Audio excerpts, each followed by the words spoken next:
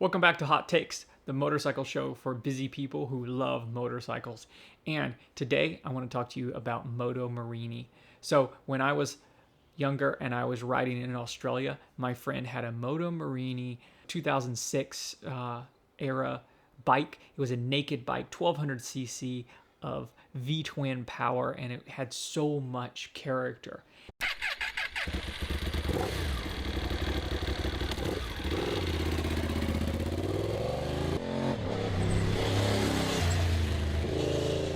Then recently I saw in the news that Moto Morini is back, and I was kind of excited about that when I saw that. And so I quickly looked at the specs, and I saw that it had a 650 parallel twin. And I was like, that doesn't seem like the same Moto Morini that I'm used to. And so I dove into the specs, and I was like, was this made in Italy? And you go into the Moto Morini USA website, and it just talks about Italian heritage, Italian this, Italian that. And so I dug a little deeper, and when you go to the international website, you find that there's a Chinese address, and it says Zhongnin, the vehicle company that owns it. And so I did a little digging, and I found an article from Cycle World that said that they purchased the company in 2018, and they were selling these as Italian bikes. And it's not exactly a secret that they're made in China. However, it does seem like they're not very forthcoming about it. And, I understand why they do that, because China kind of has a reputation for making junk. And if you ask me, it's kind of well earned. They worked pretty hard to corner that junk market. However, they are trying to make an effort now to be more upscale. And the CF Moto bikes seem to be much better. We're seeing higher spec stuff on their bikes. The Moto Morini has the X-Cape, and then the Seiemmezzo, I guess you say it. I'm not quite sure how to say it. Which is, they have a scrambler model, and then they have a regular naked bike. And they have Marzocchi forks on them, and they have Brembo brakes, and the reviews say that they're really good. They're trying to change that image that they are budget, even though they are still budget. They're coming in at a budget model, at a budget price point. However, they want to be a little bit more upscale, and that's fine. That's completely normal. However, do they really have to hide that they're Chinese? If you look on the CF Moto website, you also cannot find very easily anything that says that they're of Chinese origin. So my thoughts are basically, okay, fine. You don't want to advertise that you are Chinese. I see.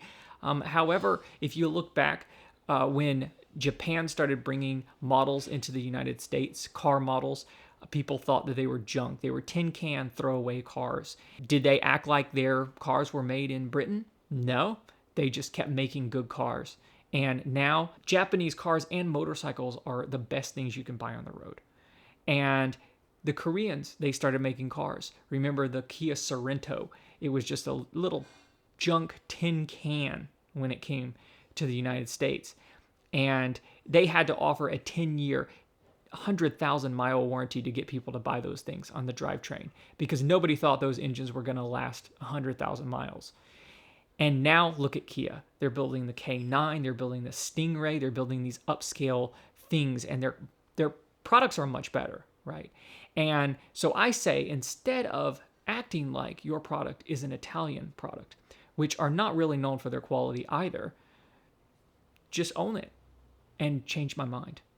So what is the X-Cape? So the X-Cape is a adventure bike, and it goes head to head with the Versys 650. The horsepower is very similar. The Versys has 66 horsepower, and the Moto Morini has 61 horsepower. So they're very close. Weight is almost the same. The Versys has a 17-inch front tire, and the Moto Morini has a 19. The Moto Morini starts at $8,000 US for this year. And with all the options with luggage and bash plates and crash bars and all these other things, you're looking at $9,800, which is good value, right? The Versys 650 starts out at $10,000, and there's a few options that you can put on it. You can put some luggage on it, and then you can get up to $10,600 to $11,000. So a little bit more expensive, and you have a more well-established bike. And then you have the Honda CB500X, which now they call the NX500, and it has less horsepower and also less weight. So it only makes 47 horsepower, and it weighs only 198 kilograms. Now comes with a 19-inch front wheel. So if you're going to do off-road, I would lean toward the Honda, and it's also cheaper. So it starts out at $7,100, which is a really good deal.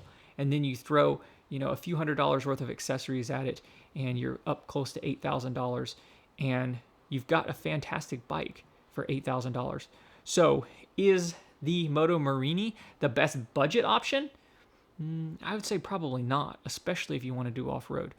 So some really cool things in the market. We also have the Scrambler, the Seiemmezzo, I guess you say. It has the same 650cc engine, and it competes maybe with the Kawasaki W800. But the W800 is not a scrambler. It's more of a standard. However, horsepower is probably pretty similar. It's probably pretty similar to ride. They're kind of heavy and in the same category. But the Kawasaki is about $10,000, and the Moto Morini is a little bit cheaper. So those are your options. Let me know which one you like and whether you think Moto Morini should start marketing their bikes as Chinese. So when I looked on the website, I did find that they claim that they are designed in Italy. However, it seems like maybe they're just drawn in Italy, because these bikes are steel framed, the engines are derived from CF Moto bikes, and everything's made in China. So what exactly is done in Italy? Maybe they paid some Italian people to sketch it out and draw it and design the styling. And it does look pretty nice. They do look quite nice. I hope you've enjoyed this episode of Hot Takes, the motorcycle show for busy people who love motorcycles. And please smash that subscribe button, like this, and join us again next time.